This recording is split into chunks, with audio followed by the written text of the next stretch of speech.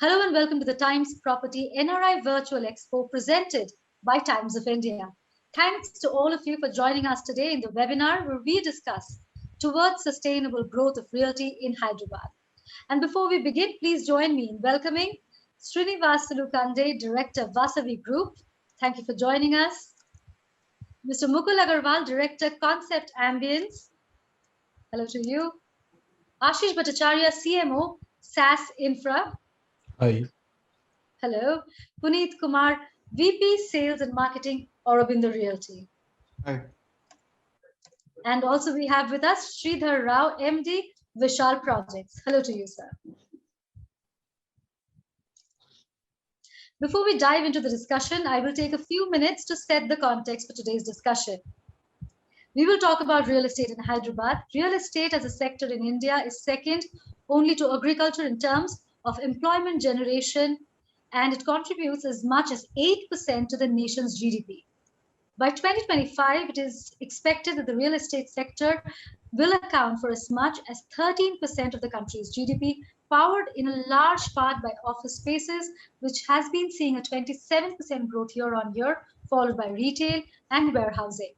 The impact of the pandemic looms large on every aspect of life and business, changing the way we work and live forever. And with that, you have new emerging trends that the pandemic has spawned. Many believe flexible space segment is the way forward, given that it is the new norm is work from anywhere. The industry in the medium to long term is also expected to see a rise in strategic partnerships and acquisitions, while operators are likely to continue with cautious expansion. We see a growing focus on tier 2 cities as well. As far as segments go, apart from flexible spaces, affordable housing, luxury, and sustainable projects are also seeing renewed interest. Data shows that there has been an upswing in NRI investments in the Indian real estate sector in the financial year of 2021, with this space which is likely to continue in this fiscal as well. The same projections are being made for institutional investment in Indian real estate as well. With that, I thank all of you again for joining us today in this panel discussion, and I'll dive straight into the discussion. I want to begin this discussion with the news that we've been seeing about Hyderabad for some time now. The news says that realty in Hyderabad has seen brisk business, in April and May, with around 40 residential projects that have sought green clearances. And this is despite reports that suggest that there is a downturn and perhaps real estate demand will take 2023 to return to the pre-pandemic levels. So my first question to all of you is that what are your observations? Whoever wants to go first. I open the house to all of you. Whoever wants to go. Anyway, okay, I'll start with Mr. Bhattacharya. As the screen, he's next to me. Yes. All right. Basically, the today's context is we are all passing through a very difficult time zone, wherein the real estate market is really under a turmoil situation. Of course, I agree to the point, but demand of this particular industry has never gone down, because this is something which everybody wants to have. See, residential, or for that matter, the commercial avenues. People generally like to have their shelters or their business houses intact, whatever the situation is. So demand per se is not gone. It is just a time gap arrangement. People are overseeing the situation, how the situation get controlled in the period of time, and then again we should come back to the normalcy. Because if you refer to the last March April situation, when the pandemic just started, we had very tough time during the lockdown period. But over a period of time, so about June July, again we got the traction of the market, and the market went up very well. In fact, we have seen the growth in the pricing point during that period only. In Hyderabad market, we had a very good pricing strategy during that period. So it's again a time gap arrangement, according to me. Once we settle down with little caution with this pandemic situation, probably again there will be a demand of the situation. So this is absolutely I don't foresee any challenge, because we have very limited number of inventory. We have only 2 years of inventory available with us in the Hyderabad market. Whereas a project, a mid-sized project, if you start it now, it will take 3 to 4 years time to complete. So I don't see a depth of demand and supply ratio at all. It will come to the normalcy or even be better once the situation is under control. At this situation, people do not want to venture and then invest their money into uncertain market. So that's the reason this time gap arrangement, which I can see. I'll come to Mr. Rao with the same question. The question is about the demand and supply ratio in Hyderabad. We are seeing brisk business, yes, maybe mostly in residential, but again, reports suggest that demand is not likely to pick up.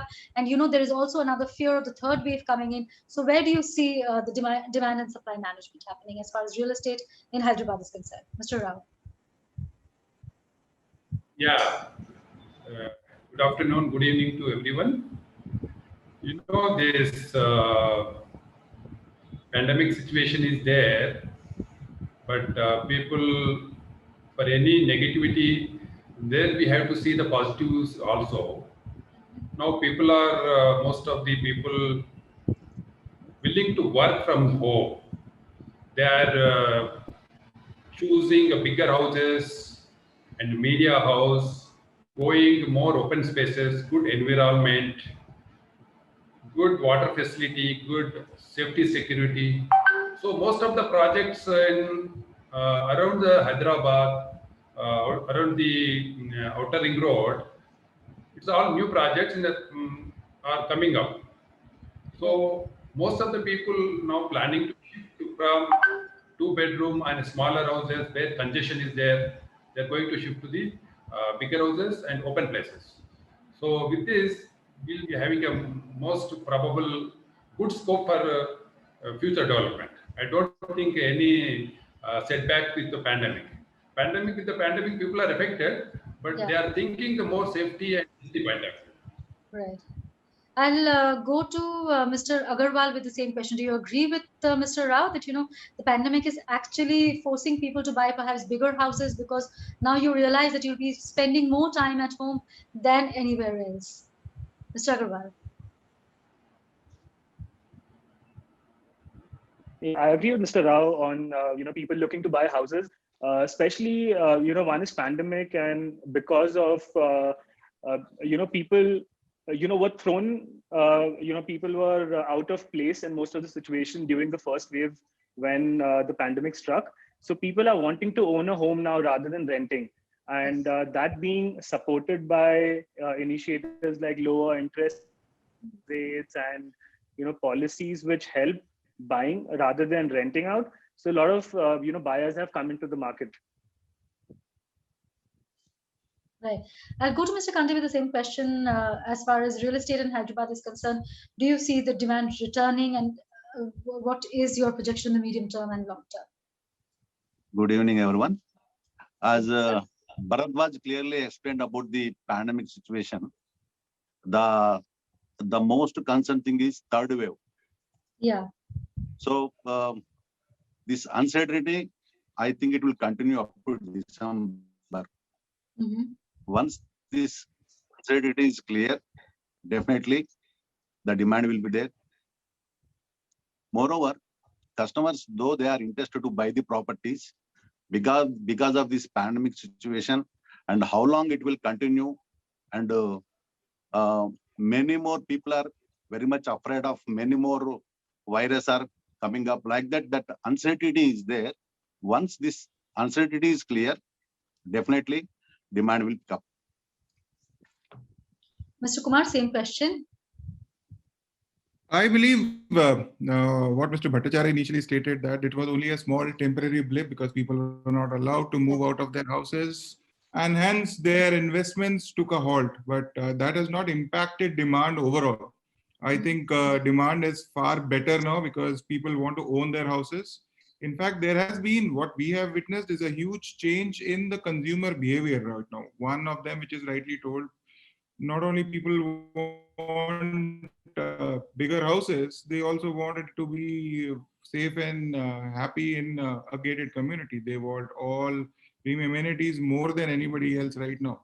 Specifically, people who have been staying in standalone apartments, some of them in bungalows, who have been staying And literally during those lockdown times, the moment they're stepping their houses, it was a curfew-like situation, and which was kind of very difficult for anybody to do it across. So that way, many of them have actually started thinking of investing into premium properties, gated communities, probably in the center of the city, probably a little villa kind of community outside the city. But everybody, the investment proposition or the demand, I personally feel, and has probably gone up, and it is going to cover up what we have lost in those 1.5 months in the second wave lockdowns. So I personally believe that this is going to be exciting times for real estate, specifically for both buyers as well as developers and sellers in days to come. It is going to be an excellent time for all of us. So while we talk about Hyderabad, I'd just like to take a step back and talk about the sector overall. The Indian real estate, Indian realty really has been facing several setbacks for some time now. First, there was demonetization and the uncertainty that came in, then GST, and then also an overall sentiment because of the economy slowing. So do you think the pandemic will be a bigger, another whammy for the real estate sector? Because from the government also, what the kind of intervention we've seen, it's only in affordable housing. So what are your expectations from the central state government, both as far as the other segments are concerned? Do you think, what are the interventions you think will revive the kind of demand that we had seen pre-demonetization in real estate? I'll start with Mr. Rao. Yeah, this is, you're asking about GST and demonetization? Yes, and the overall slowing of the sector that we had been seeing since perhaps 2016.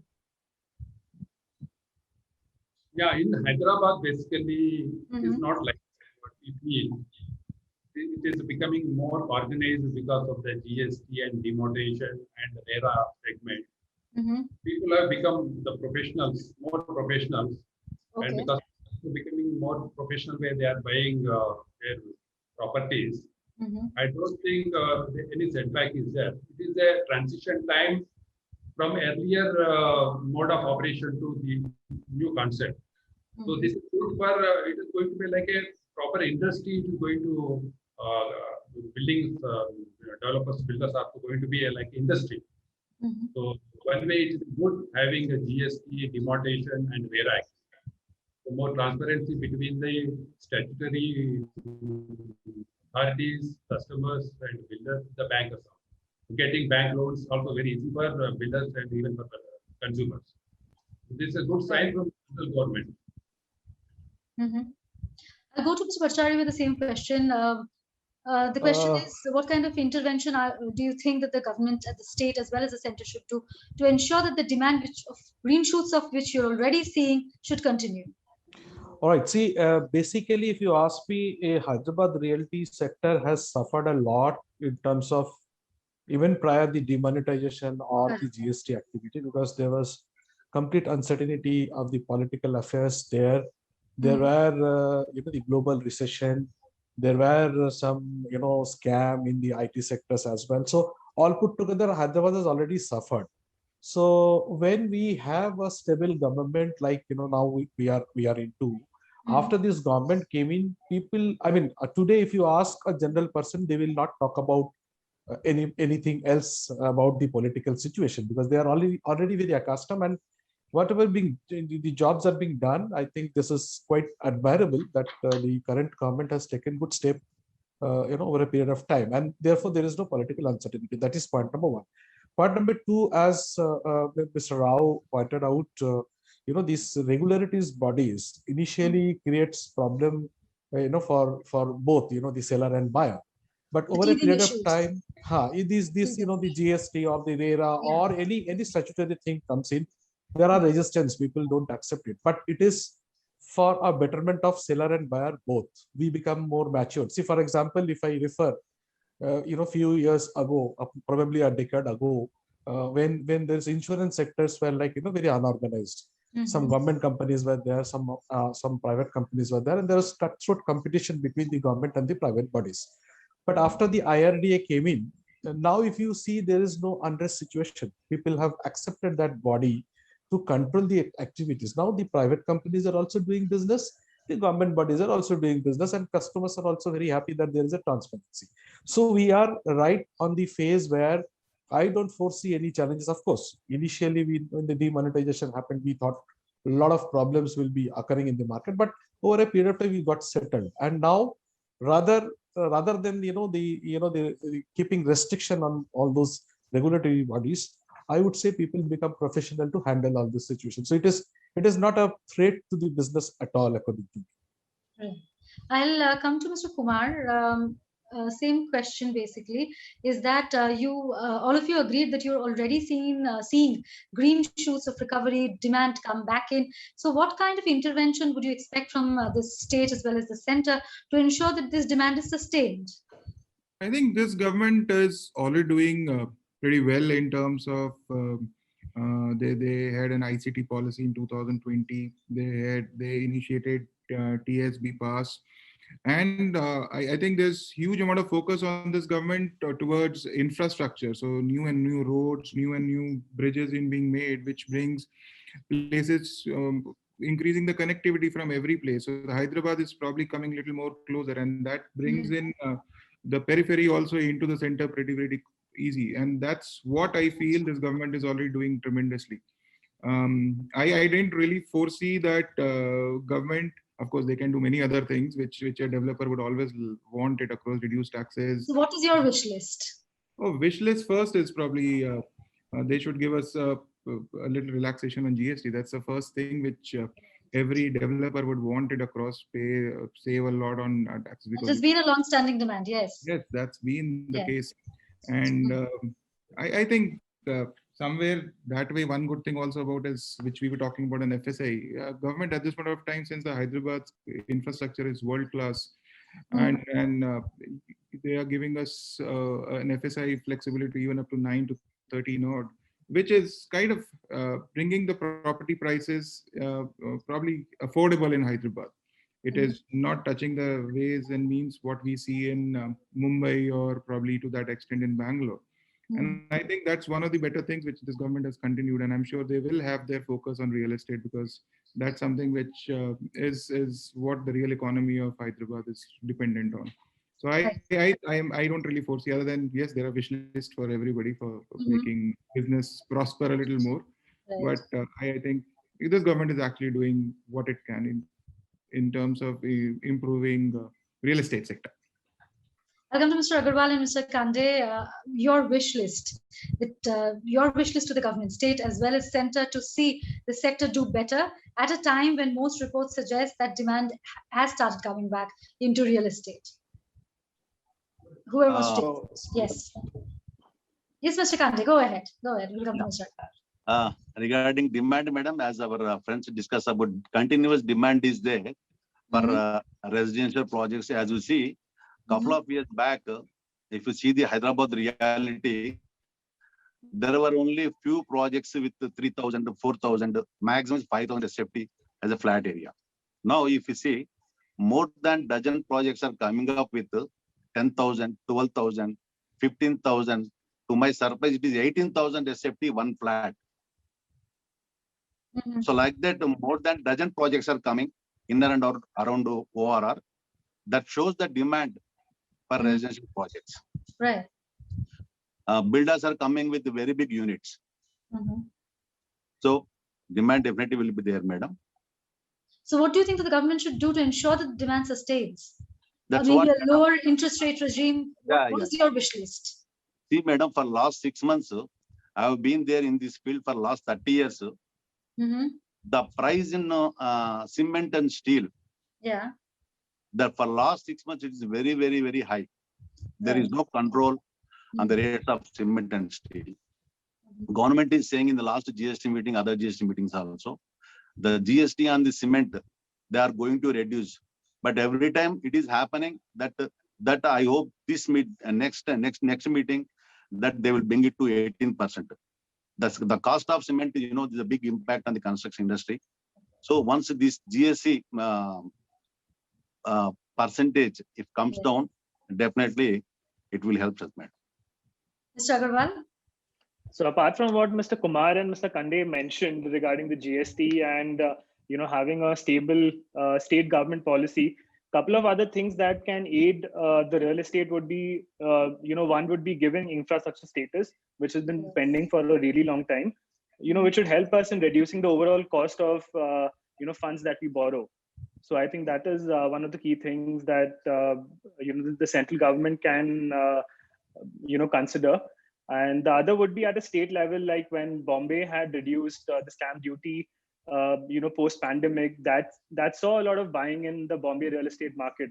So I think if although the ticket price is varying, from a Bombay market to a Hyderabad market, but any kind of rate concession, might be a trigger for additional buying, from the people here in Hyderabad also. So the state government can consider that as a incentive. So one aspect is incentives. Yes, Mr. Bhattacharya, you want to comment? Yes. I wanted to just add upon here, as Mr. Kande said, that the cement is one of the most important and input to the real estate. Now, 28% GST is being levied now. So my wish list from the government is, let's look into the the primary part of real estate, which is cement, and let's reduce it to the extent of 18% or 12%, whatever is possible. That is my wish list, because that contributes a lot to the construction industry.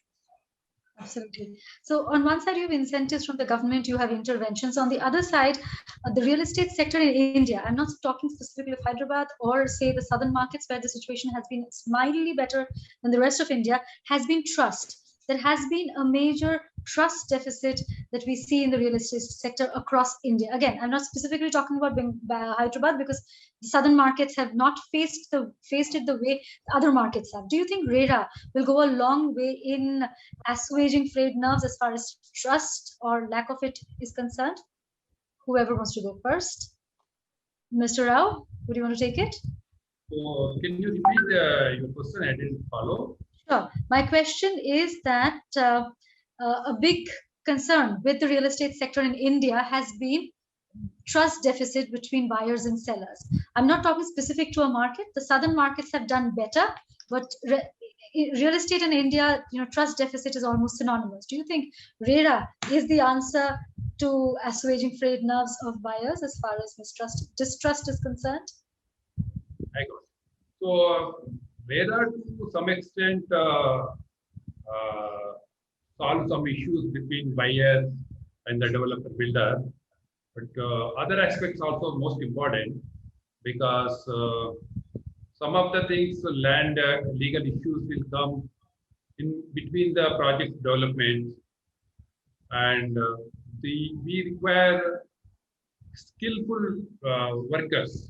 Mm-hmm. The skill development from the lowest to highest people also is required. From we have our association that we are doing, but from the state and central government also is required. Even from the we are calling a skilled labor, unskilled labor, but unskilled also required to some extent some skill. So that has to be enrolled in proper way. Whoever is going to work in a real estate, in building line, they should get a 3 months or 6 months training. So with that, we can get a good quality. Mm-hmm. And safety also at the working site is important. And next, clean and greenery also is important. Then timely completion is also important. If all the things are going to develop in professional way with the support of builders associations, government, state government, then the trust will develop. So only RERA is not going to help maximum. RERA can contribute something, but other aspects are also most important.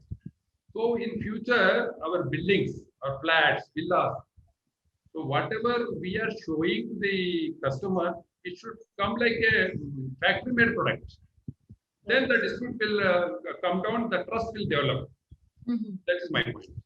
Right. So the cooperation with the central government, state government, and all the associations are important. Right. Mr. Bhattacharya, you've raised your hand, yes. Yeah, I would like to add upon here. Like, for example, as you asked whether RERA is basically a bridge between the customer and the developers to build this trust factor. Yes, of course, it's instrumental, as Mr. Rao also emphasized on that. But, RERA comes much after approval of a project. So approval thing is still taking time. If suppose you see we are trying to do something which is different in the market. For example, from my company side, we are trying to build a project which is tallest in South India, which is 58 levels of residential tower. Now, I can vouch for it that how much time we have spent for getting the approval from the municipal corporation authorities. So RERA comes after that. Once you get the approval of municipal corporation, then you get into RERA. Then you come, between the customer and the developer's relationship. But my wish list again, maybe I'm referring the last question of yours, where probably you can simplify the process of getting approval, because we know if suppose you are making a 58 level building and which is 232 meters tall building, what are the precautions to be taken? According to that, we push our papers to the sanctioning authorities. But even then, it takes a longer time.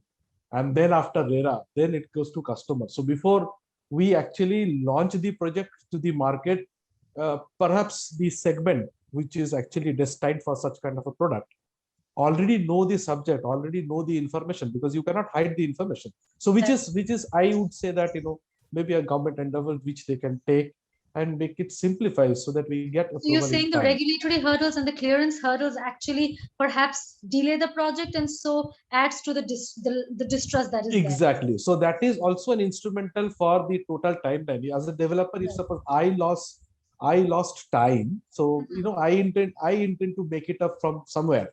So this is nothing but a tendency kind of a situation. So this can be an instrumental for a good relationship between the developers and the buyers. Absolutely.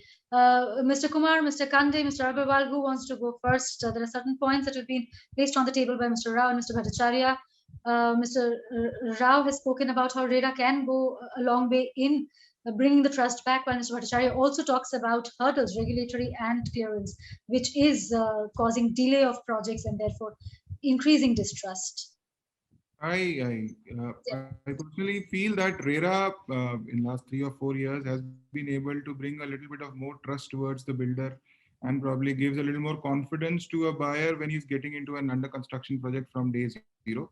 But yes, if you asking a question whether RERA is enough for somebody to bridge that gap between a developer and a buyer, and that's been a long story for years to come, I don't think so it is enough. I think trust gets developed, it's not created. And for that, it's years of hard work as well as years of your performances and your commitments, and those commitments being delivered actually brings that kind of trust. So I still believe it is perception and your brand image which brings in more trust. Yes, RERA has brought in about a uniformity in terms of all bidders coming into the same net.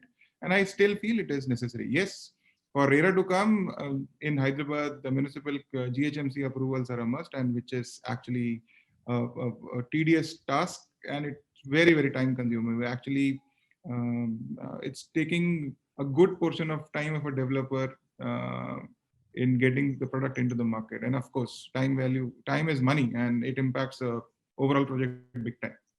Right. I'll come to Mr. Agarwal.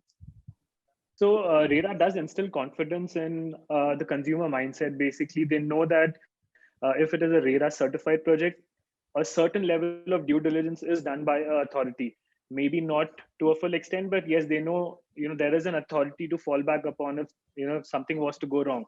So it does instill confidence in the consumer mindset, and the consumer is definitely he prefers a RERA certified project over a non-RERA certified project.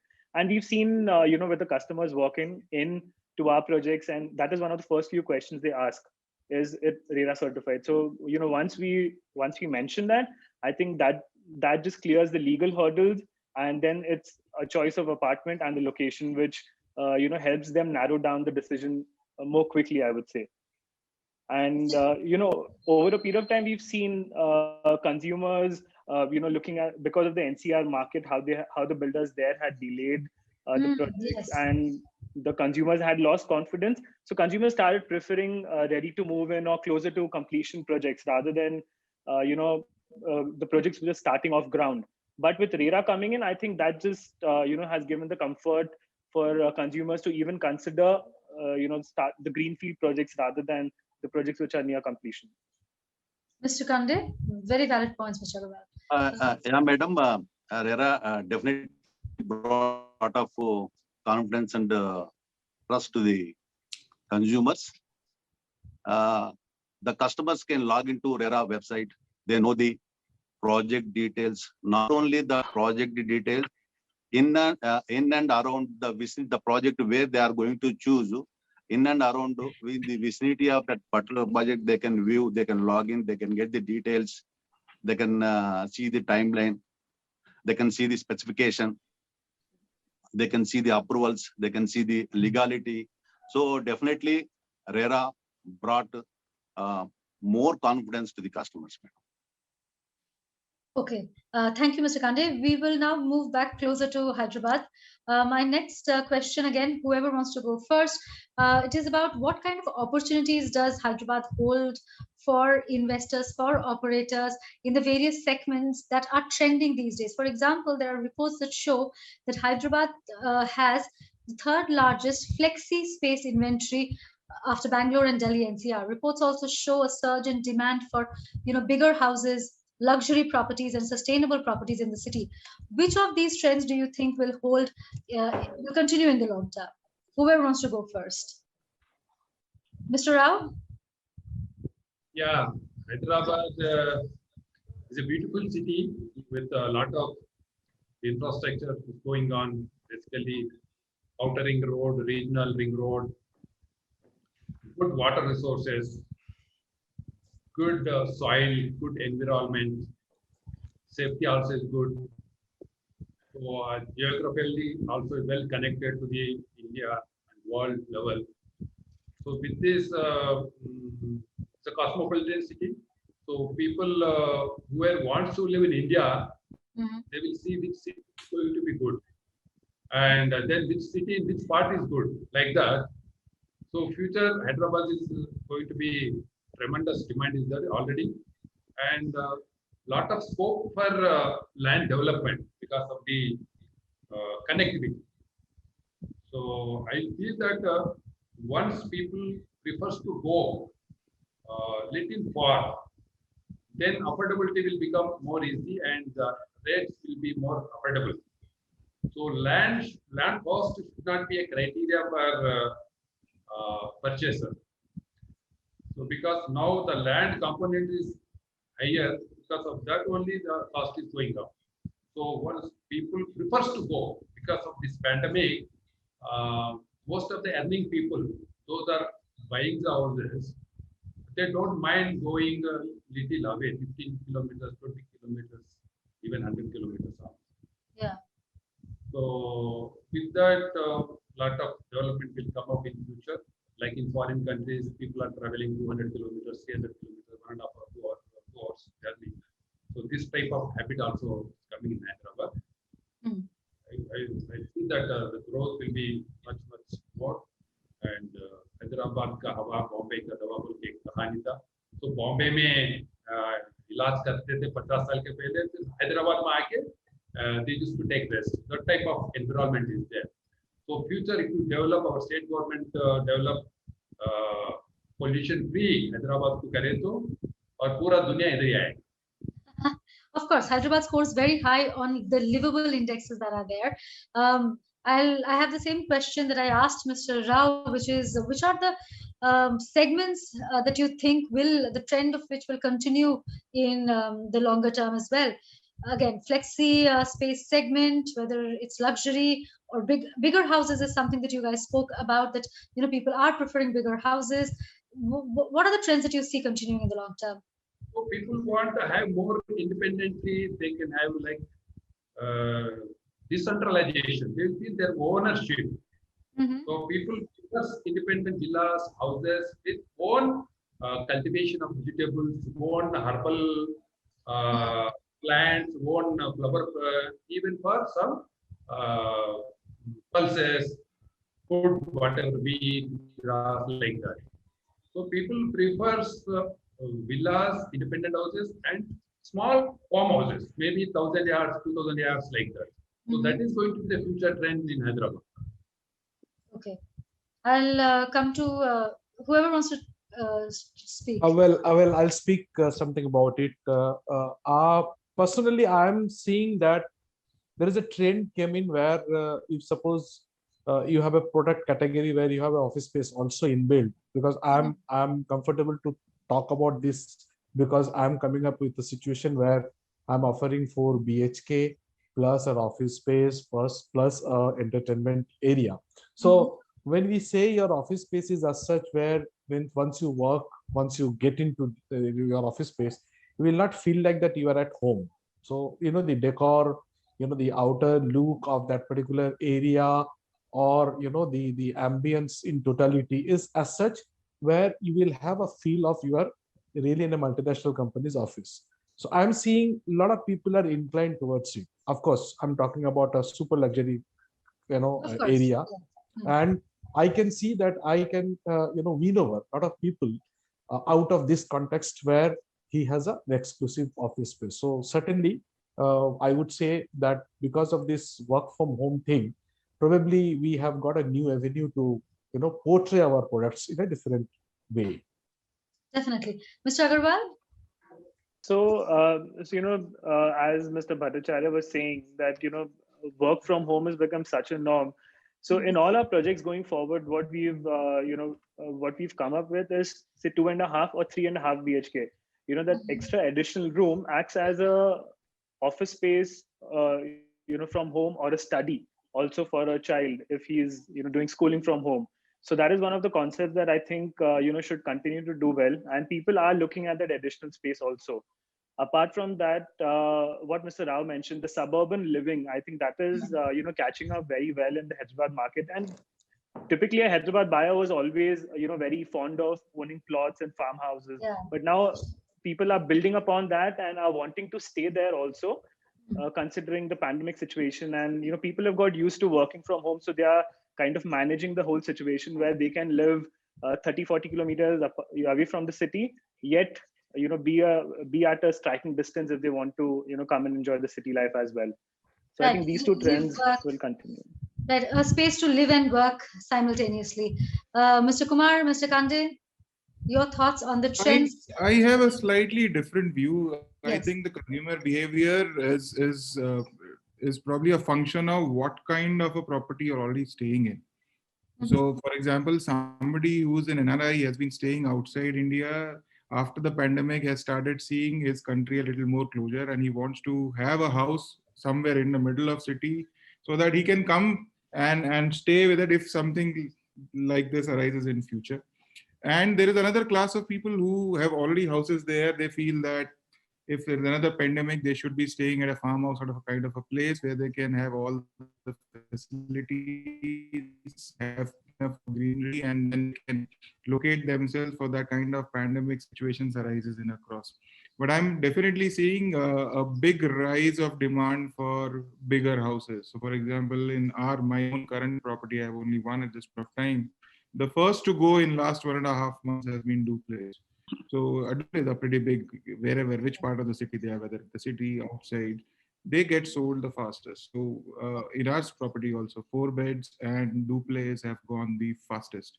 So there's definite increase in demand for bigger houses. All those people who were not very keen to buy some time back and were looking at different other avenues of investing have now moved back into thinking of buying bigger houses. So that is definitely a big shift in consumer behavior. And I think it will continue for some time. Mr. Kande, what has been your experience with Vasavi for both commercial spaces as well as residential spaces? What are the trends that you are seeing? Madam, right now, commercial space, we are finding little difficulty because of this pandemic situation. Right. We hope definitely it will improve. Coming to residential project, we got very good inquiries, madam. And coming to these big flats and the big houses, because of this pandemic, people mindset has changed, madam. Customer mindset changed drastically. There is a big shift has come, as our friend told. Now the projects mostly in the people are moving to far away from Hyderabad, far away from the main city, Suburban living, yes. looking for farmhouse type of living, and looking for a gated community living with more facilities. There's a big change has come in the customer's mindset. Okay, another thing that we've been picking up from reports is a report by Colliers, which says that Hyderabad is now among the top 10 cities in the APAC region for office leasing demand in the technology sector. You know, Bangalore, while it ranks higher, but given ease of living, Hyderabad is much higher up there. And there is no dearth of technology talent in the city. So how soon do you think that Hyderabad will be in the top 5 when it comes to cities in the APAC region for setting up tech hubs? And what kind of opportunities does that hold for the sector and for Hyderabad? Yes, Mr. Bhattacharya, you've raised your hand. I think if I refer the context of that APSC region report, Bangalore has scored really high, and Bangalore is called to be the #1 market. Yeah. But again, if I refer Hyderabad, of course, within the top 10 cities, Hyderabad is also one of the city. But if I say that, what is the future prospect available with Hyderabad market, now the renting is 15 to 20% lesser than Bangalore in Hyderabad. So this is one point. Second point is, if you see, the technological advancement and the infrastructure availability of Hyderabad is also very, very high.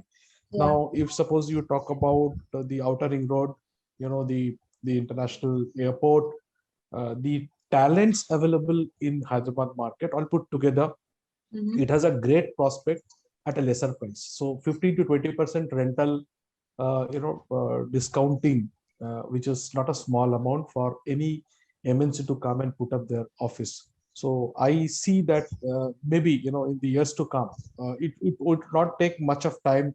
As Mr. Khande was mentioning, that the commercial market is not behaving proper. Of course, we have also a commercial building, and which is called to be the, again, tallest commercial tower of Hyderabad.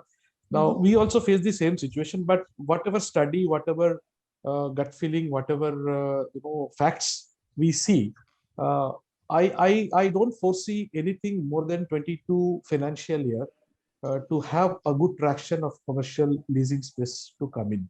So maybe one more year we have to suffer, but once this 22 financial year is coming in, probably we'll see a different scale of leasing market in Hyderabad. That's what my feel is. Mr. Rao, would you like to weigh in on this? So because of this last 1.5 years pandemic situation, most of the corporates and most of the people working on social media and digitalization, 25% to 50% stop at offices. So now the commercial space is not on priority basis. Yeah. Even in the retail showrooms also, so most of the companies are working for online marketing. So it is becoming a decentralization. So without moving much from the out of house, things are going on. This trend will continue further. So it will take, I think, more time to get more demand for commercial. Even if it comes also, it goes to where the peripheral areas or suburban areas. So there the land value will be less. They can construct the bigger space. Right. I'll come to Mr. Agarwal, Mr. Kumar, and Mr. Khande.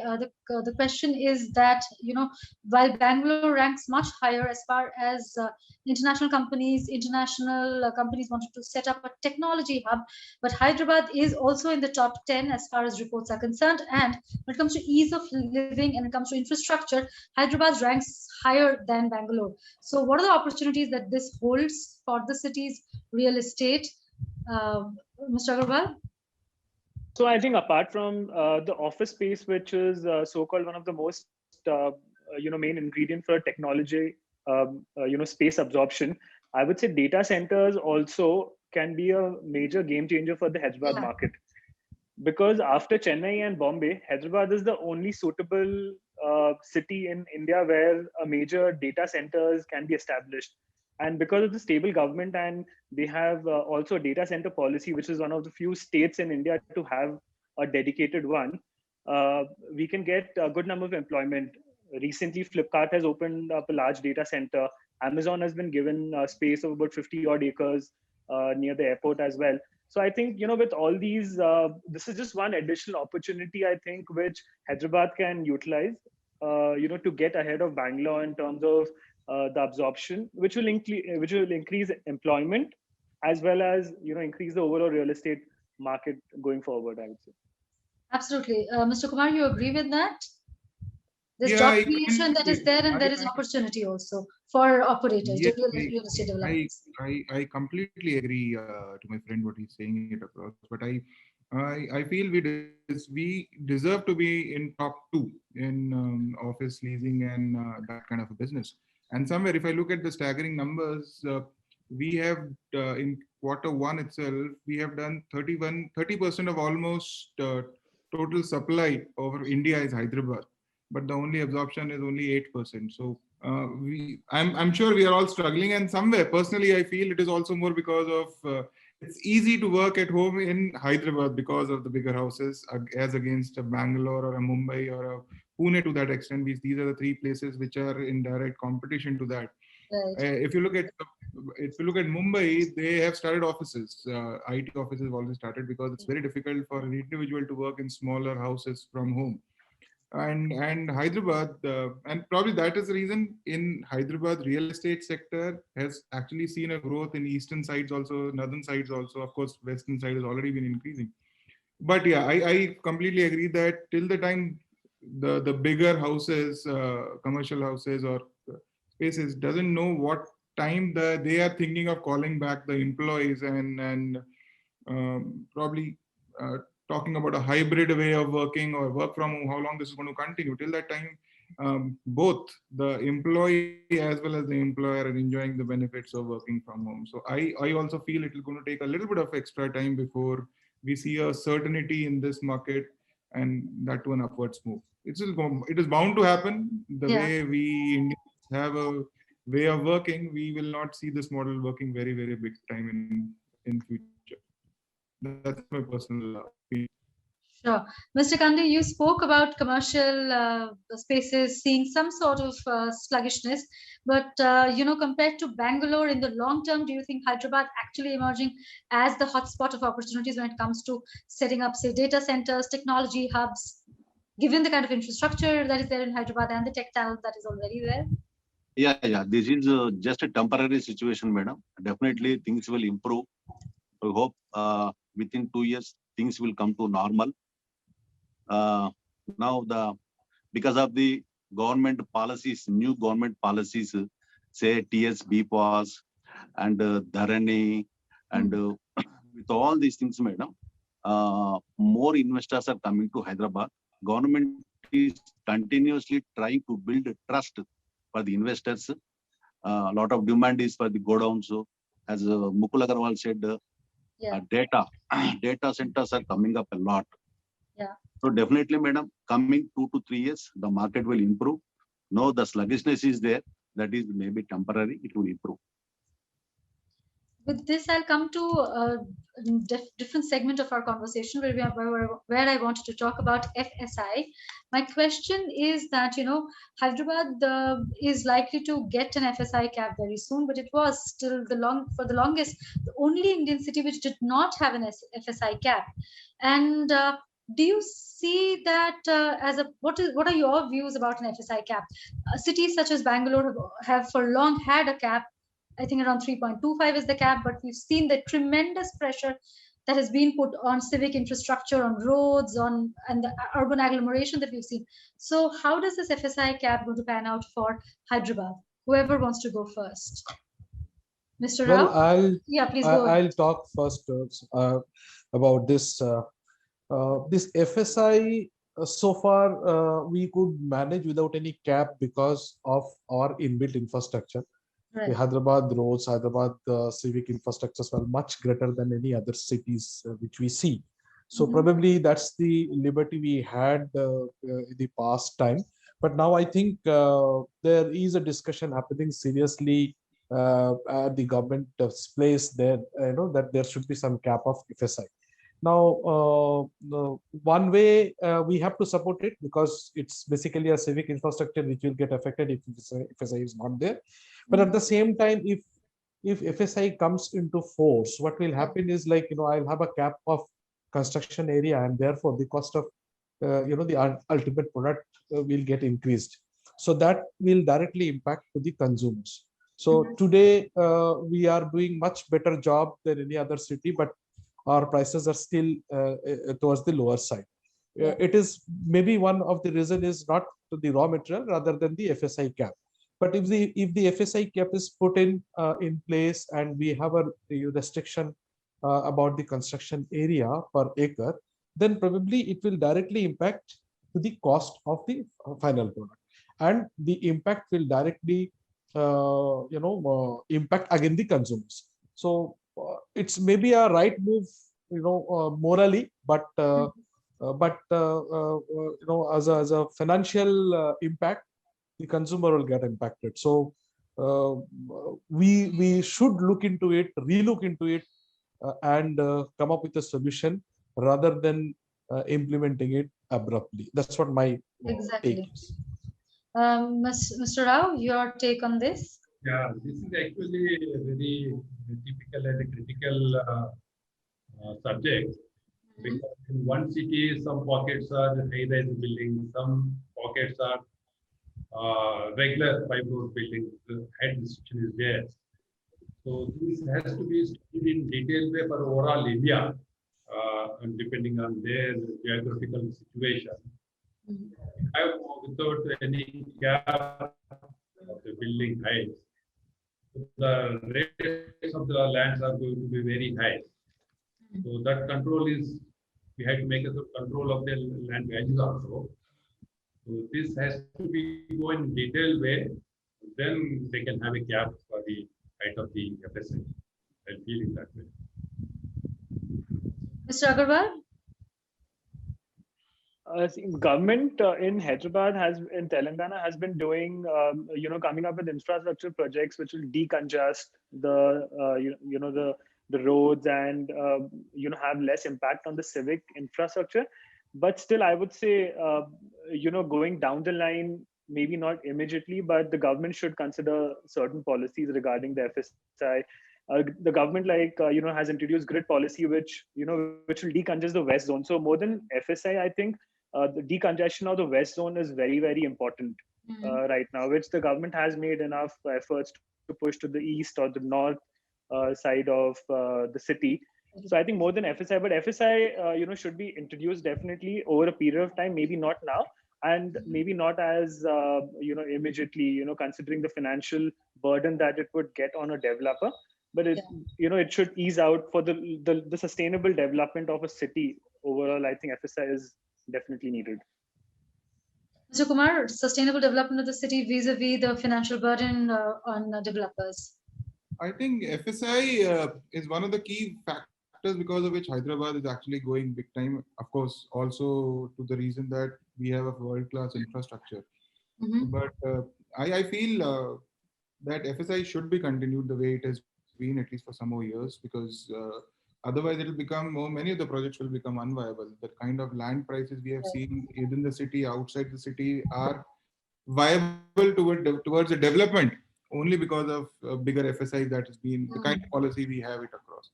But yeah, I also agree that FSI, if caps have to be introduced, it has to be done through different pockets of Hyderabad. We should not have a single policy across for Hyderabad, because it all depends on what kind of infrastructure is there for that particular locality or the location in which the property is there. But I'm in favor of not changing the FSI at least for some time for the growth of the real estate overall in Hyderabad, And of course, not to touch the affordability part against all metros, which I believe Hyderabad is also one of those. Yes, one of the biggest advantages of Hyderabad, really. World-class infrastructure and prices which do not pinch your pocket so hard.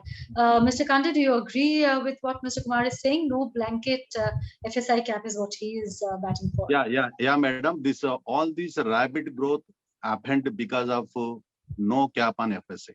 All these days, we are seeing a lot of growth in the real estate because of the no cap on the FSI. Now, see, government is coming up with a lot of radial roads, flyovers, road winding program. Because of what is happening, a lot of FSA is TDRs are being issued to the people. So the TDR quantity is becoming day by day more, and there are no usage of TDR because of this no FSA system. Got it, madam? So government is go on giving TDRs to people who lost land and parcel of lands. Now we are getting TDRs at 50% discount right now. So government is the idea of the government is to bring more use to the TDRs. So saying suppose government is planning to come up with a FSA system, okay, but government should, before implementing, government should identify which is the traffic zone, which is non-traffic zone. Right. More infrastructure facilities are there. Government should make detailed study, and it should be implemented in phased manner. The government idea is to have a more use of TDRs. That is not happening now. So with that concern, that may be the reason government is planning to come out with the FSA system. We'll come to another aspect of the conversation, which is green homes or sustainable homes. We have seen a trend towards consciousness where green homes are being preferred. Do you think that it is just a fad, or do you think it will continue in the long term as well? Start with Mr. Agarwal. He started nodding his head already. So, so sustainable living. See, I think the customers today are very, very educated themselves. Yeah. And they realize the value of, a sustainable living or say a green living. So if a developer helps them achieve this in their new homes, I think our customer is also very happy. And we as developers can do that much for the environment apart from, making concrete structures. If we are able to sustain that with giving renewable energy to customers, which we do in all our projects, for the common infrastructure or the clubhouse, it just deburdens the customers going forward, and it is good in the long run for the customer as well as for the general population. So I think green living is here to stay. The the recyclability of water also aids in saving a lot of energy as well as water. Exactly. Which is the need of the hour, I think. So sustainable living and green living is the way to go forward. I'll go to Mr. Kumar. Green homes, whether it's sustainable material or sustainable living, do you think it's here to stay? I think it's not an option. It's a necessity now. And for us, for everybody, whether it's a developer, whether it's an occupant, we all need to be available, or we need to see a good, strong environment next to us, surrounding us.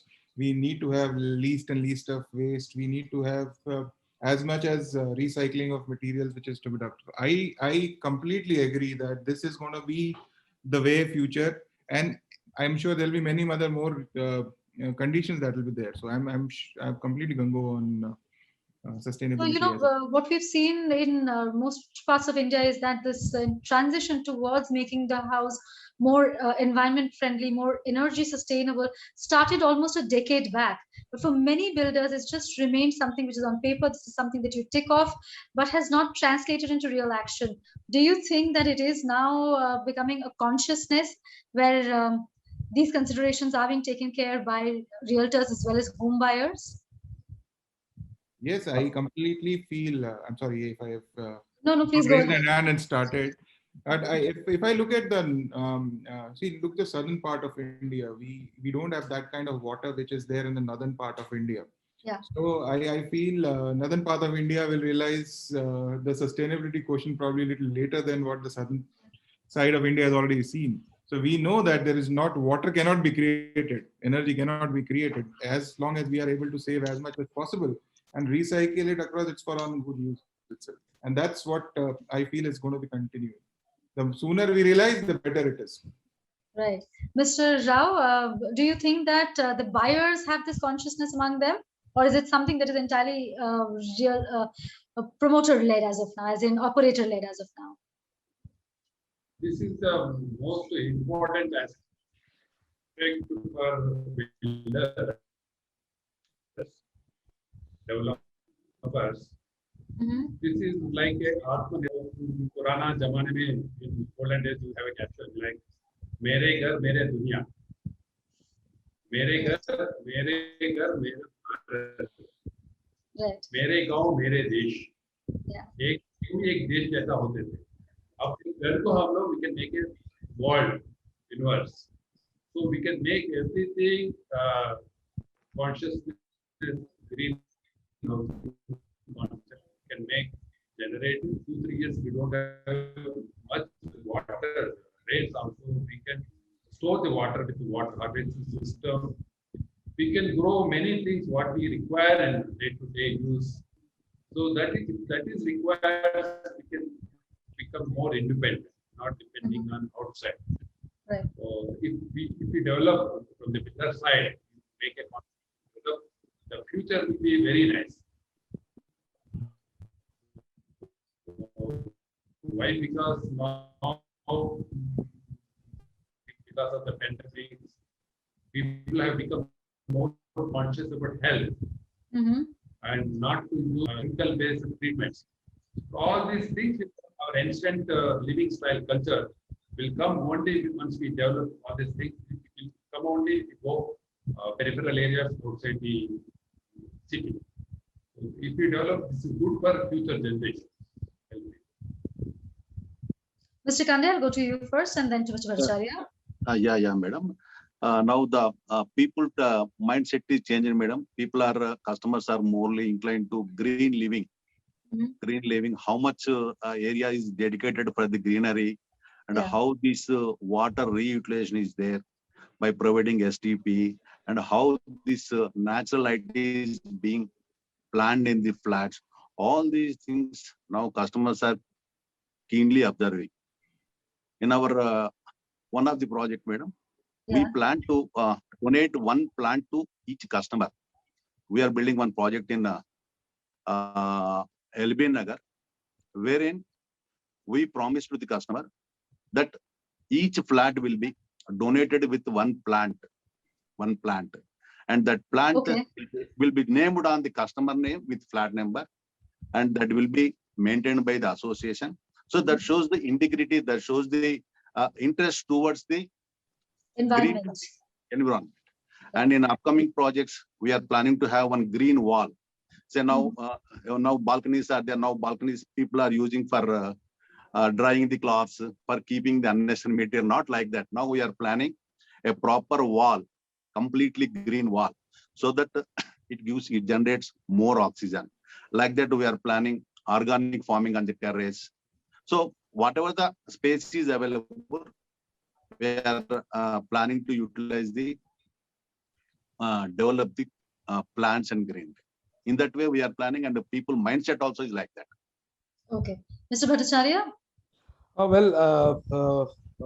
During couple of years, we are witnessing consumers as well as builders both are towards the green building concept. And personally, I have experienced where consumers are asking about the certification of green building. You have different category of certification. So higher is always better according to the customer, according to the builder as well.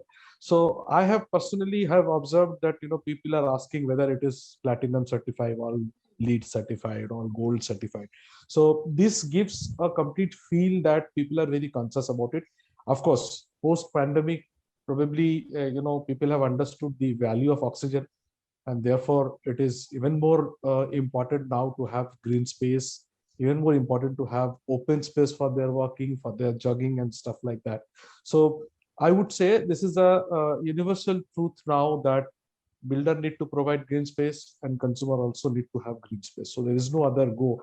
As Mr. Puneet said, it's this not an option, it's rather necessity for all of us. It's a business necessity now. Exactly. We've completely run out of time, but before I let you go, I have one quick fire question, and I'll take it around the table. The question is that name top 3 things that make Hyderabad one of the most attractive real estate sectors in India. I'll start with Mr. Rao. Top 3 things that make Hyderabad attractive for investment in real estate.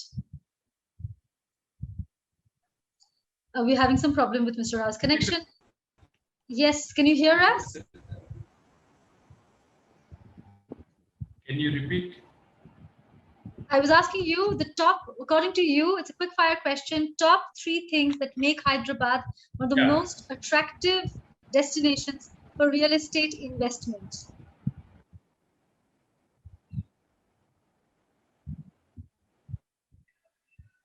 Mr. Rao, first, security.